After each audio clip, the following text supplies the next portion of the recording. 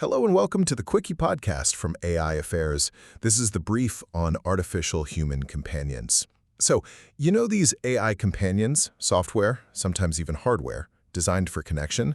Well, they're becoming mainstream and fast. And that means policymakers are really scrambling to figure out how to regulate these. Well, these deeply relational technologies. Okay, first up, let's talk about just how widespread this is. AI companionship is everywhere. Nearly 3/4 of American teens have tried one. And get this, a 2025 study found 19% of young adults have chatted with a romantic AI partner. People are forming real, deep bonds here. Why?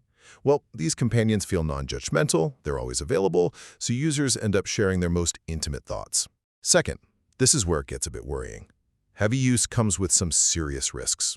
Sure, they can help with loneliness for a bit, but studies are showing that heavy daily use actually leads to more isolation and dependence down the road. And here's the really scary part. Some of these bots have been linked to encouraging self-harm, not to mention making explicit comments to kids. They often prey on users who are already feeling down or lonely. So that leads to the big question, right?